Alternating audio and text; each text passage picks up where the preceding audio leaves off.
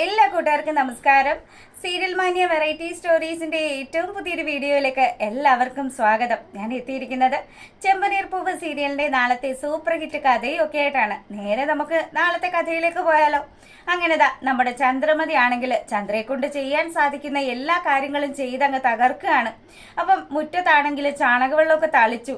അതിനുശേഷം നമ്മുടെ രേവതിയോട് പോയി ചോദിക്കുക, മോളെ ഇനി അമ്മ എന്തൊക്കെയാ ചെയ്യേണ്ടത്? നല്ല മരുമകളായിട്ട് വേണമല്ലോ ഇവിടെ നിൽക്കാനായിട്ട്. അങ്ങനെ എൻ്റെ അമ്മായിയമ്മ ഒരു ദിവസമെങ്കിലും എന്നെക്കുറിച്ച് നല്ലൊരു അഭിപ്രായം പറയണം. അതിനു വേണ്ടിയാണ് ഞാൻ ഈ കഷ്ടപ്പെടുന്നത് എന്നൊക്കെ പറയുമ്പം രേവതി ആണെങ്കിലും, അമ്മ ഇനി നമുക്ക് ഫുഡ് ഉണ്ടാക്കണ്ടേ എന്നുള്ള കാര്യം പറയുക. പെട്ടെന്ന് തന്നെ എന്നാ ഞാൻ അടുക്കളയിലേക്ക് പോവാം. അപ്പം ഇത് കേട്ട് നമ്മുടെ സച്ചി അങ്ങ് വരിക. സച്ചി വന്ന പാടെ തന്നെ ചന്ദ്രയോട് ചോദിക്കുന്നുണ്ട്, അല്ലമ്മ അമ്മയ്ക്ക് ഈ വീട്ടിലെ അടുക്കളയൊക്കെ നിശ്ചയമുണ്ടോ എന്ന് ചോദിക്കുക. പെട്ടെന്ന് തന്നെ ചന്ദ്രയാണെങ്കിലും, അടുക്കളയൊക്കെ എനിക്കറിയാം, നീ അതൊന്നും പറഞ്ഞ് എന്നെ ബോധ്യപ്പെടുത്തിയൊന്നും വേണ്ടാന്നും പറഞ്ഞ് ചന്ദ്രമതി ആണെങ്കിൽ അടുക്കള ലക്ഷ്യമാക്കി പോകുമ്പോഴേ സച്ചി പറയുക, എനിക്കിപ്പോൾ മനസ്സിലായി അടുക്കള അവിടെയാണുള്ളത്, അതിനമ്മ അപ്പുറത്തോട്ട് പോകുന്നത് എന്തിനാ? ഓ സോറി, അത് ഞാൻ മറന്നുപോയതാണ് എന്നും പറഞ്ഞ് ചന്ദ്രമതി തൽക്കാലം തടി തപ്പി. അങ്ങനെ അടുക്കളയിലെത്തിയ ചന്ദ്രമതി കാണുന്ന കാഴ്ച ആദ്യമായിട്ടാണെന്ന് തോന്നുന്നു പുള്ളിക്കാരി ആ വീടിന്റെ കിച്ചണിൽ കയറുന്നത്. അപ്പം അല്ല മോളെ, ഇവിടെ എന്താടി വിറകടുപ്പാണോ? ഗ്യാസൊന്നും ഇല്ലേ? ഇൻഡക്ഷൻ കുക്കറും ഇല്ലേ എന്ന് ചോദിക്കുമ്പോൾ, അമ്മ ഇവിടെ നമ്മുടെ സിറ്റിയിലെ പോലത്തെ ലൈഫൊന്നും അല്ലല്ലോ, എല്ലാ കാര്യങ്ങളും ചെയ്യുന്നത് ഈ അടപ്പിൽ തന്നെയാണ്, അതുകൊണ്ട് ഞാൻ ചെയ്തോളാം. അമ്മ ബുദ്ധിമുട്ടുണ്ടാന്ന് പറയുമ്പം വേണ്ട, അത് ശരിയാവില്ല, ഇനിയിപ്പം ഞാൻ തന്നെ വെച്ചോളാം, നിനക്ക് കാല് വയ്യാത്തതാണല്ലോ, അതുകൊണ്ട് നിന്നെ ഞാൻ ബുദ്ധിമുട്ടിക്കുന്നില്ല എന്ന് പറഞ്ഞ് ചന്ദ്രമതി പാചകം ചെയ്യാൻ തുടങ്ങുമ്പോഴത്തേക്കിനും, അയ്യോ ഇതിനിപ്പോൾ എങ്ങനെയൊക്കെ ആണ് എന്നൊന്നും എനിക്കറിയില്ലല്ലോ, ഇതിപ്പോൾ ഇതിലേക്കൂടെ തീ കത്തിക്കണം, ഒന്ന് പറഞ്ഞതാ കൊച്ചെന്നും പറഞ്ഞ് രേവതിയോട് ചോദിക്കുകയാണ്. അമ്മ ഇത് ഞാൻ ചെയ്തു തരാം, അമ്മ തീ പിടിച്ചതിന് ശേഷം ഓരോ കാര്യങ്ങൾ ചെയ്താൽ മതിയെന്ന് പറയുക. പെട്ടെന്ന് തന്നെ തീയൊക്കെ പിടിപ്പിച്ചു, കഞ്ഞിക്കുള്ള വെള്ളമൊക്കെ ഇട്ടു. അതിനുശേഷമാണെങ്കിലോ, ഇനി ഇത് എന്തൊക്കെ ചെയ്ത് ഞാനിത് എപ്പോൾ ഇത് ഊണ് തയ്യാറാക്കാനാണ് ദൈവമേന്നും പറഞ്ഞ് ഭയങ്കരമായിട്ട് ഇങ്ങനെ ചിന്തിച്ച് നിൽക്കുമ്പം, അമ്മേ ഇങ്ങനെയൊക്കെ തന്നെയാണ് ഈ വീട്ടിൽ അച്ഛമ്മ ഓരോ കാര്യങ്ങളും ചെയ്യുന്നത്. ദേ ഇവിടെ ഉണ്ടല്ലോ അരകല്ലും അതുപോലെ ഒരലും ഒക്കെ ഉണ്ട്, ഇതൊക്കെ ഇടിച്ചും പൊടിച്ചും അതുപോലെ അരച്ചും ഒക്കെ തന്നെ എടുക്കുന്നത്. നമ്മുടെ വീട്ടിലെ പോലെ മിക്സി ഒന്നും ഇവിടെ ഇല്ല എന്ന് പറയുമ്പോഴത്തേക്കിനും, എൻ്റെ ദൈവമേ ഇതിപ്പോൾ ഇങ്ങനെയൊക്കെ ആകുമെന്ന് ഞാൻ കണ്ടോന്നും പറഞ്ഞ് ചന്ദ്രമതി മൊത്തത്തിൽ പെട്ടു. അങ്ങനെ തീയും പുകയും ഒക്കെ കൊണ്ട് വല്ലാണ്ടങ്ങ് വിഷമിച്ച് നമ്മുടെ ചന്ദ്രമതി ഒരുവിധം ഓരോ കാര്യങ്ങൾ അടുപ്പിച്ചുകൊണ്ടിരിക്കുക. അപ്പോഴത്തേക്കിനും എന്താ ചന്ദ്രമതിക്ക് ഒരു കോള് വരിക. പെട്ടെന്ന് തന്നെ നമ്മുടെ ചന്ദ്രയാണെങ്കിൽ രക്ഷപ്പെട്ടു, ഭാമയാണ് വിളിക്കുന്നത്. എന്താണാവോ ഞാൻ ഇവിടെ വന്നിട്ട് വിളിക്കാത്ത കൊണ്ടായിരിക്കും അവൾ എന്നെ ഇങ്ങോട്ട് വിളിക്കുന്നതെന്നും പറഞ്ഞ്, മോളെ രേവതി ദേ ഈ കറി കൂടെ ഒന്ന് നോക്കിക്കോളൂ എന്ന് ചോദിക്കുമ്പം, അതൊക്കെ ഞാൻ നോക്കിക്കോളാന്നും പറഞ്ഞ്, അല്ലമ്മേ അമ്മ ഇതിൽ ഉപ്പ് ചേർത്തതാണോ എന്നും ഒക്കെ രേവതി ചോദിക്കുമ്പം, ഉപ്പ് കുറച്ച് കുറവുണ്ടാവും, അത് നീ നോക്കി ചേർത്തോന്നും പറഞ്ഞ് പുള്ളിക്കാരി ആ കോൾ അറ്റൻഡ് ചെയ്യാൻ പോവുക. അപ്പൊ ഈ സമയത്താണെങ്കിലും നമ്മളെ കാണിക്കുന്നത് സുധിയും അതുപോലെ ശ്രുതിയും കൂടെ സംസാരിക്കുക. നമ്മുടെ ശ്രുതിക്ക് വേണ്ടിയിട്ട് ഒരു ജോബ് വേക്കൻസിയും കാര്യങ്ങളും ഒക്കെ ശ്രുതി റെഡിയാക്കിയിട്ടുണ്ടായിരുന്നു. ഇന്റർവ്യൂവിന് പോയോ എന്ന് ചോദിക്കുമ്പോഴത്തേക്കിനും ശ്രുതി പറയുന്നുണ്ട്, ഞാൻ അവിടെ ചെന്നു, പക്ഷേ ചെന്ന സമയത്താണെങ്കിൽ അവിടെ 4 ലേഡീസാണ്, അവർ തന്നെയാണ് ആ കമ്പനി ലീഡ് ചെയ്യുന്നത്, അതുകൊണ്ട് എനിക്ക് ആ ഇന്റർവ്യൂ അറ്റൻഡ് ചെയ്യാനേ തോന്നിയില്ല. ഇനി എൻ്റെ പൊന്നോ പെണ്ണുങ്ങളുള്ള ഒരു കമ്പനിയിലേക്ക് ഞാൻ പോകില്ല എന്നും പറഞ്ഞ് ശ്രുതി ഇങ്ങനെ അവൻ്റെ മനസ്സിലുള്ള തീരുമാനങ്ങൾ ശ്രുതിയോട് പറയുമ്പോഴത്തേക്കിനും പെട്ടെന്ന് തന്നെ ശ്രുതിയുടെ കൂട്ടുകാരി അങ്ങ് കയറി ഇടപെടുക. അവള് പറയാണ്, അതെ കല്യാണമൊക്കെ ഇങ്ങ് അടുത്തു, ഒരുപാട് കാര്യങ്ങളൊക്കെ ചെയ്തു തീർക്കാനില്ലേ, ഇങ്ങനെ ഈ ജോലിയൊക്കെ കിട്ടുന്നതൊക്കെ കളഞ്ഞു കഴിഞ്ഞാൽ നിങ്ങൾ എങ്ങനെ ജീവിക്കും? ജീവിതം മുന്നോട്ട് പോകണ്ടേ? ഒരുപാട് ആദർശം കൊണ്ടൊന്നും നടന്നിട്ട് ഒരു കാര്യം ഉണ്ടാവാൻ പോകുന്നില്ല. ഇവളുടെ ഡാഡി എങ്ങാനും ഇതൊക്കെ അറിഞ്ഞു കഴിഞ്ഞാൽ പിന്നെ തീർന്നു. വേലയും കൂലിയും ഒന്നും ഇല്ലാത്ത ഒരുത്തനെയാണോ ഇവള് കെട്ടിയെന്നൊക്കെ അറിയുമ്പോൾ പുള്ളിക്കാരൻ അത് ഭയങ്കര നാണക്കേടായി പോവും. അതുകൊണ്ട് തന്നെ ശ്രുതി കിട്ടുന്ന ജോലി ഏതാന്ന് വെച്ചാൽ അതിൽ കയറി അങ്ങ് ജോയിൻ ചെയ്തോളാൻ പറയുകയാണ്. പെട്ടെന്ന് തന്നെ നമ്മുടെ ശ്രുതി ആണെങ്കിലോ, എടി നീ ഒന്ന് അടങ്ങ്, ഞാൻ ഈ പുള്ളിക്കാരൻ്റെ അടുത്തൊന്ന് സംസാരിക്കട്ടെ എന്നും പറഞ്ഞ് ശ്രുതിയെ മാറ്റി നിർത്തിയിട്ട് കുറച്ച് കാര്യങ്ങളൊക്കെ പറയുക. അതെ ഞാൻ ഇനി എന്തായാലും അടുത്ത് തന്നെ വേറൊരു ബ്രാഞ്ച് കൂടെ ഓപ്പൺ ചെയ്യുന്നുണ്ട്, അപ്പൊ ആ സമയത്ത് ശ്രുതിക്ക് അവിടുത്തെ കാര്യങ്ങളൊക്കെ നോക്കാൻ പറ്റുമെന്ന് ചോദിക്കുമ്പം, അതിനെന്താ നിന്റെ ബ്യൂട്ടി പാർലർ അല്ലേ, അപ്പം അതിന് വേണ്ടുന്ന എന്ത് സഹായവും എൻ്റെ ഭാഗത്തു നിന്ന് ഉണ്ടാകുമെന്നും പറഞ്ഞ് നമ്മുടെ ശ്രുതിയോട് ഇങ്ങനെ സംസാരിച്ചുകൊണ്ട് നിൽക്കുമ്പം ഒരു പ്രത്യേക നോട്ടം ശ്രുതിയെ നോക്കുകയാണ്, നല്ല റൊമാൻറ്റിക് ആയിട്ടുള്ള ഒരു നോട്ടം. അപ്പം ഇത് കണ്ടതും കൂട്ടുകാരിയാണെങ്കിലും ഇവരെ പിടിവിടാനേ ഉദ്ദേശിച്ചിട്ടില്ല. അവൾ പിന്നാലെ ചെന്നിട്ട് നമ്മുടെ ശ്രുതിയെയും കളിയാക്കുക. ഇപ്പൊ ഇങ്ങനെയൊക്കെ ആണെങ്കിൽ ഈ മനുഷ്യൻ ഇവിടെയൊന്നും അല്ലല്ലോ, എന്താ സംഭവം എന്ന് ചോദിച്ച് ഇങ്ങനെ കളിയാക്കുമ്പോഴത്തേക്കിനും ശ്രുതിയാണെങ്കിലും ദേ നിന്റെ കൂട്ടുകാരിയോട് ഒന്ന് അടങ്ങിയിരിക്കാൻ പറയും, കുറച്ചു നേരം മനുഷ്യരെ പ്രേമിക്കാനും സമ്മതിക്കില്ലല്ലോ എന്നും പറഞ്ഞ് അവൻ അവിടെ നിന്ന് ചിരിക്കുകയാണ്. അപ്പം ശ്രുതിയുടെ ആ ഒരു നിഷ്കളങ്കമായിട്ടുള്ള സ്വഭാവം അതാണ് നമ്മുടെ ശ്രുതിക്ക് ഏറ്റവും അധികം ഇഷ്ടപ്പെട്ടിട്ടുള്ളത്. പക്ഷെ ഇവൻ പേരും കള്ളനാണ് എന്നുള്ള കാര്യവും ശ്രുതി പേരും കള്ളിയാണ് എന്നുള്ള കാര്യവും കല്യാണശേഷം രണ്ടുപേർക്കും തിരിച്ചറിയും. അങ്ങനെയൊക്കെയാണ് നമ്മുടെ കഥ മുന്നോട്ട് പോകുന്നത്. ഇവരിവിടെ സംസാരിച്ചുകൊണ്ട് നിൽക്കുമ്പോഴത്തേക്കിനും നമ്മളെ കാണിക്കുന്നത് ചന്ദ്രമതി ആണെങ്കിൽ ഫോൺ അറ്റൻഡ് ചെയ്യാണ്. അപ്പം ഭാമ ചോദിക്കുന്നുണ്ട്, എടി നിനക്ക് എന്ത് തിരക്കായാലും നീ ഇവിടുന്ന് പോയി കഴിയുമ്പം എന്നെ ഒന്ന് വിളിക്കേണ്ടതല്ലേ?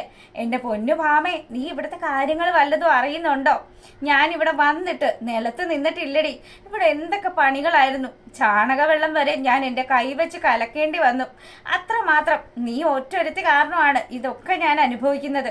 നീ അല്ലേ പറഞ്ഞത് ശ്രുതിക്ക് 10 പവന്റെ സ്വർണം കൊടുക്കണമെന്ന്? അത് ഉണ്ടാക്കാൻ വേണ്ടിയല്ലേ ഞാൻ ഈ കിടന്ന് പിടാപ്പാട് പെടുന്നത്? ഞാൻ വീട്ടിലില്ലാത്ത തക്കത്തിനാണെങ്കിലും ശ്രീകാന്ത് രേവതിയുടെ വീട്ടിൽ പോയേക്കുവാണ്. ഇനി അവള് രേവതി വന്നതുപോലെ തന്നെ അവളുടെ അനിയത്തി എങ്ങാനും ഇനി വിളിച്ചോണ്ട് വരുമോന്നാണ് എൻ്റെ പേടിയെന്നും പറഞ്ഞ് ഓരോ കാര്യങ്ങൾ ഭാമയോട് പറയുമ്പോൾ, ശ്രീകാന്തിനെ കുറിച്ച് നീ അങ്ങനെയൊന്നും പറയണ്ട എടി, അവന്റെ പ്രായത്തിൻ്റെതാണ്. അവന് അവരോട് സംസാരിച്ചെങ്കിൽ ഇപ്പൊ എന്താ പ്രശ്നം? അതുകൊണ്ട് നീ അത് വിട്. വീട്ടിലെ കാര്യങ്ങളൊക്കെ എന്തായി? നിന്റെ അമ്മായിയമ്മ പൈസ തരുന്ന ലക്ഷണം വല്ലതും ഉണ്ടോ? അതൊക്കെ എന്തായാലും ആ മനുഷ്യനോട് ഞാൻ പറഞ്ഞിട്ടൊന്നും പുള്ളിക്കാരൻ ഇതൊന്നും കേൾക്കുന്നില്ലടി. ഞാനാണെങ്കിൽ ഈ വീട്ടിലെ പണി മുഴുവൻ ചെയ്തു, എൻ്റെ നടുവ് ഒടിഞ്ഞു. ആ പൂക്കാരിയെ സ്നേഹിക്കുന്നതാണ് അതിൽ ഏറ്റവും വലിയ കഷ്ടം. ഞാനാണെങ്കിലോ അവളോടുള്ള എല്ലാ ദേഷ്യവും മറന്നു വെച്ചിട്ടാണ് ഇപ്പോൾ അവളെ സ്നേഹിക്കുന്നതായിട്ട് അഭിനയിക്കുന്നത്. അത് എത്രമാത്രം കഷ്ടമുള്ള കാര്യമാണെന്ന് നിനക്കറിയാലോ ഭാമേ. എന്നെ കൊണ്ട് ഇതൊന്നും നടക്കുന്നതല്ല എന്നും പറഞ്ഞ് ചന്ദ്രമതി ആണെങ്കിൽ ഓരോ കാര്യങ്ങൾ ഭാമയോട് പറയുമ്പോഴത്തേക്കിനും ഭാമയാണെങ്കിലോ നീ എത്രയും പെട്ടെന്ന് തന്നെ രവിയേട്ടനെ കൊണ്ട് കാര്യങ്ങളൊക്കെ അമ്മയോട് സംസാരിപ്പിക്കണം. അല്ലാത്ത പക്ഷം ഉണ്ടല്ലോ നീ വിചാരിക്കുന്ന പോലെയൊന്നും ആയിരിക്കില്ല, കാര്യങ്ങൾ നിന്റെ കൈവിട്ട് പോകുമെന്നും പറഞ്ഞ് കൂട്ടുകാരി ഒരു ഉപദേശം അങ്ങ് കൊടുക്കുക. ഈ കൂട്ടുകാരുടെ ഉപദേശത്തിന്റെ പുറത്താണ് ഇപ്പൊ നമ്മുടെ ചന്ദ്രമതിയുടെ ജീവിതം മുഴുവനും മുന്നോട്ട് പോകുന്നത്. അങ്ങനെ ആ ഒരു സീനൊക്കെ കഴിയുമ്പോഴാണെങ്കിലോ നമ്മുടെ ചന്ദ്രയാണെങ്കിൽ നേരെ പോയിട്ട് രവിയോട് പറയുക, അതെ മനുഷ്യ, എനിക്ക് നിങ്ങളോട് ഒരു കാര്യം പറയാനുണ്ട്. ഇവിടെ വന്നിട്ടിപ്പം ഈ വീട്ടിലെ സകല ജോലിയും ചെയ്യുന്നത് ഞാനല്ലേ. അമ്മയുടെ മുന്നിൽ നല്ല മരുമകളായിരിക്കാൻ വേണ്ടി മാത്രമാണ് ഞാൻ ഇത്രയധികം കഷ്ടപ്പെടുന്നത്. അതുകൊണ്ട് ദയവ് ചെയ്ത് നമ്മൾ വന്നതിൻ്റെ കാര്യം നിങ്ങളുടെ അമ്മയോടൊന്ന് പറയുമ്പോൾ രവി ആണെങ്കിലോ, ചന്ദ്രൻ വീട്ടിൽ നിന്ന് പുറപ്പെടുന്ന സമയത്തെ നിന്നോട് ഞാൻ പറഞ്ഞതാണ്, ഒരു കാര്യവും എൻ്റെ നാവിൽ നിന്നും അമ്മയുടെ അടുത്ത് വീടില്ല. അതുകൊണ്ട് നീ വന്നിട്ടുണ്ട്, നിന്റെ അമ്മായിയമ്മയുടെ അടുത്ത് നിനക്ക് സംസാരിക്കാം. സുധിയുടെ കല്യാണത്തിന് കുറച്ച് പണം വേണമെന്ന് നീ തന്നെ അമ്മയോട് ചോദിക്കാൻ പറയുമ്പോഴത്തേക്കിനും ചന്ദ്രമതി ആണെങ്കിലോ, ശോ എന്താ ഇപ്പൊ ചെയ്യണത്, ഞാൻ എങ്ങനെ ചോദിക്കാനാണ് എന്നും പറഞ്ഞു മടിച്ചിരിക്കുകയാണ്. ഇങ്ങനെ ചന്ദ്രയാണെങ്കിൽ നമ്മുടെ അമ്മയുടെ അടുത്തേക്ക് വരുമ്പോഴത്തേക്കിനും അച്ഛമ്മയാണെങ്കിലോ അവിടെ കാല് വയ്യാതെ അങ്ങനെ ഇരിക്കുകയാണ്. അപ്പൊ ഈ സമയം ചന്ദ്രമതി ആണെങ്കിലോ രേവതിയെ നോക്കുകയാണ്. അപ്പൊ രേവതി ആണെങ്കിൽ എന്ത് പറ്റി അച്ഛമ്മ? അച്ഛമ്മയുടെ കാലിന് എന്താ പറ്റിയേ? മോളെ കുറെ സമയമൊക്കെ നിൽക്കുകയൊക്കെ ചെയ്യുന്ന കൊണ്ടാന്ന് തോന്നുന്നു. പിന്നെ ഈ കൃഷി സ്ഥലത്തൊക്കെ പോകുന്നത് അച്ഛമ്മ തന്നെയല്ലേ, അതൊക്കെ കൊണ്ട് അച്ഛമ്മയുടെ കാല് വേദനയാടി. അപ്പം എന്നാ ഒരു കാര്യം ചെയ്യാം, ഞാൻ ഇച്ചിരി കുഴമ്പിട്ട് അച്ഛമ്മയുടെ കാല് മസാജ് ചെയ്ത് തരാമെന്ന് പറയുമ്പോൾ, അതൊന്നും വേണ്ട മോളെ, അതൊക്കെ നിനക്ക് ബുദ്ധിമുട്ടാകും. പിന്നെ എനിക്ക് ഭയങ്കര ബുദ്ധിമുട്ടല്ലേ. ദേ അച്ഛമ്മ ചുമ്മാ അവിടെ അങ്ങ് ഇരുന്നേന്നും പറഞ്ഞ് രേവതി നമ്മുടെ അച്ഛമ്മയെ അവിടെ പിടിച്ചിരുത്തി അച്ഛമ്മയുടെ കാലിൽ കുഴമ്പിട്ട് കൊടുക്കുക. അപ്പം ഇത് കണ്ടത് നമ്മുടെ രവി ആണെങ്കിലോ സൈഡിൽ നിന്ന് ക്യാഷിന്റെ ചിഹ്നം കാണിക്കുക. അപ്പൊ ഇത് കാണിച്ചതും ചന്ദ്രമതിക്ക് കാര്യം പിടികിട്ടി. ചന്ദ്ര പോയി ഇത് അപ്പുറത്തെ കാലെ വീണിട്ട് ഉടനെ പറയുക, അയ്യോ അമ്മയുടെ ഈ കാലിന് വേദനയുണ്ടോ? ഉണ്ടെങ്കിൽ ഞാൻ ഇപ്പുറത്തെ കാല് മസാജ് ചെയ്ത് തരാമെന്നും പറഞ്ഞ് രേവതിയോട് കൂടി കുറച്ച് കുഴമ്പൊക്കെ വാങ്ങിച്ച് അമ്മ അപ്പുറത്തെ കാലയിലും കൂടി പിടിക്കാൻ തുടങ്ങി. അപ്പം അമ്മായിയമ്മയും മരുമോളും കൂടി നമ്മുടെ അച്ഛമ്മയെ നല്ല രീതിയിൽ തടവി വിടുകയാണ്. അപ്പൊ ഈ സമയത്താണെങ്കിലും രവിയും സച്ചിയും ഇതൊക്കെ കണ്ട് അവിടെ ഇരുന്ന് ചിരിക്കുക. എത്ര സ്നേഹമായിട്ടുള്ള കാഴ്ച, ഇങ്ങനെ ഒരു കാഴ്ച അച്ഛാ നമ്മൾ ഇതിനു മുന്നേ കണ്ടിട്ടേ ഇല്ലല്ലോ എന്നും പറഞ്ഞ് സച്ചി ആണെങ്കിൽ ചന്ദ്രയെ കളിയാക്കുമ്പോഴത്തേക്കിനും ദേ സച്ചി നീ അടങ്ങി അവിടെ ഇരുന്നോണമെന്നും പറഞ്ഞ് അച്ഛമ്മ വഴക്കുണ്ടാക്കുകയാണ്. എൻ്റെ മരുമകള് ഇത്രയും താഴ്മയിലും സ്നേഹത്തിലും ഒക്കെ എൻ്റെ അടുത്ത് പെരുമാറുന്നത് ഇതാദ്യമായിട്ടാണ്. എന്തായാലും എനിക്ക് ഇതൊക്കെ ഇഷ്ടപ്പെട്ടു എന്നും പറഞ്ഞ് അച്ഛമ്മ അവിടെ ഇരുന്ന് ചിരിക്കുമ്പോഴത്തേക്കിനും നമ്മുടെ രവി ആണെങ്കിലോ അമ്മേ, ഇവളെ ശ്രദ്ധിച്ചോണോട്ടോ. ഇവളെന്തെങ്കിലുമൊക്കെ ഉദ്ദേശമൊക്കെ മനസ്സിൽ വെച്ചിട്ടായിരിക്കും ഇങ്ങനെയൊക്കെ പറയുന്നതെന്ന് പറയുമ്പം, എടാ മോനെ, അവൾ എന്ത് ഉദ്ദേശിച്ചാലും അവൾ എൻ്റെ മരുമകളല്ലേ. അതുപോലെ തന്നെയാണ് എനിക്ക് രേവതി എന്നൊക്കെ പറഞ്ഞിങ്ങനെ സംസാരിക്കുകയാണ്. പിന്നീട് നമ്മുടെ അച്ചമ്മ ചോദിക്കുന്നുണ്ട്, അല്ലടാ, സുധിയുടെ കല്യാണത്തിന് ഇനി അധിക ദിവസമൊന്നും ഇല്ലല്ലോ, അപ്പം എങ്ങനെയാണ് കാര്യങ്ങളൊക്കെ, കല്യാണ ചെലവിനുള്ള പൈസയൊക്കെ കിട്ടിയോ എന്ന് ചോദിക്കുമ്പം പെട്ടെന്ന് നമ്മുടെ ചന്ദ്രമതിക്ക് ഒരു സന്തോഷം ഇങ്ങ് വരികയാണ്. രവി ഇപ്പോഴെങ്കിലും കാര്യങ്ങൾ അമ്മയോട് അവതരിപ്പിക്കുമെന്നുള്ളൊരു സന്തോഷമാണ് ചന്ദ്രയ്ക്കുള്ളത്. പക്ഷെ രവി ആണെങ്കിലോ, അതെങ്ങനെയെങ്കിലുമൊക്കെ നടത്താമേ, ഞാൻ വിചാരിച്ചു വെച്ചിരിക്കുന്നത് ഓഡിറ്റോറിയത്തിൽ വെച്ച് കല്യാണം നടത്താമെന്നാണ്. അതുകൊണ്ട് തന്നെ ആ കാര്യങ്ങളൊക്കെ എങ്ങനെയെങ്കിലും തട്ടിയും മുട്ടിയൊക്കെ ഞാൻ നടത്തിയെടുക്കുമെന്നും പറഞ്ഞ് സംസാരിച്ചതും ചന്ദ്ര രൂക്ഷഭാവത്തിൽ നമ്മുടെ രവിയെ ഒന്ന് നോക്കുക. ഇത്രയൊക്കെ വന്നു, തള്ളയുടെ കാല് വരെ പിടിക്കുന്ന അവസ്ഥ വന്നു, എന്നിട്ടും ഈ മനുഷ്യൻ വാ തുറന്ന് ഒരു അക്ഷരം പോലും പറയുന്നില്ലല്ലോ. പെട്ടെന്ന് തന്നെ നമ്മുടെ ചന്ദ്രമതി തന്നെ ആ കാര്യം അങ്ങ് അവതരിപ്പിക്കുകയാണ്. അമ്മേ, ഞാനുണ്ടല്ലോ ശ്രുതിയുടെ കല്യാണത്തിന് വേണ്ടിയിട്ട് ശ്രുതിക്ക് ഒരു 10 പവന്റെ സ്വർണ്ണമെങ്കിലും എടുത്തു കൊടുക്കാന്ന് വിചാരിച്ചതാ.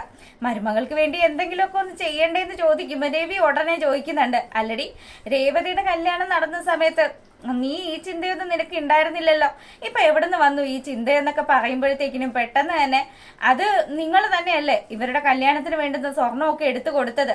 പിന്നെ അവളുടെ അച്ഛനും അവളും തമ്മിൽ പിണക്കമൊക്കെ ആയതുകൊണ്ട് നമ്മൾ എന്തെങ്കിലും അറിഞ്ഞ് ചെയ്യണ്ടേന്ന് പറയുമ്പം അച്ഛമ്മയാണെങ്കിലും ആ കാര്യങ്ങളൊക്കെ അംഗീകരിക്കുകയാണ്. അല്ല, അമ്മയ്ക്ക് പെൻഷനായിട്ടും അല്ലാണ്ട് കുറച്ച് കൃഷി ചെയ്തിട്ട് വന്ന പൈസയൊക്കെ ഉണ്ടല്ലോ, അപ്പം അതിൽ നിന്നും എന്തെങ്കിലും ഒരു പൈസ ശ്രുതിക്ക് വേണ്ടിയിട്ട് കൊടുക്കാവോ എന്ന് ചോദിക്കുക ചന്ദ്രമതി. ചന്ദ്രമതിയുടെ ഈ ചോദ്യം കേട്ടതും സച്ചിക്കാണെങ്കിൽ കാര്യം കത്തി. ആഹാ, അപ്പൊ അത് തന്നെയാണ് സംഭവം. അച്ഛാ, ഇതാണല്ലേ ഇവരുടെ പ്ലാൻ. എനിക്ക് മനസ്സിലായി. വെറുതെ അല്ല ചന്ദ്രമതി ഇരുന്ന് അച്ഛമ്മയുടെ കാല് തടകിയത്. അങ്ങനെ വരട്ടെ എന്ന് പറഞ്ഞ് സച്ചിക്ക് കാര്യമൊക്കെ കത്തി.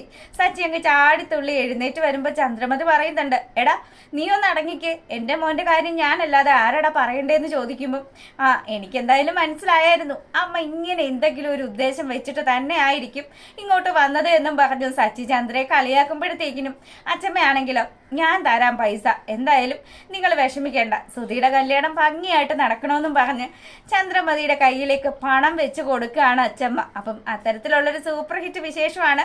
എല്ലാവരും കാണുക, സപ്പോർട്ട് ചെയ്യുക. എല്ലാവർക്കും നല്ലൊരു രാത്രിയൊക്കെ ആശംസിക്കുന്നു. താങ്ക്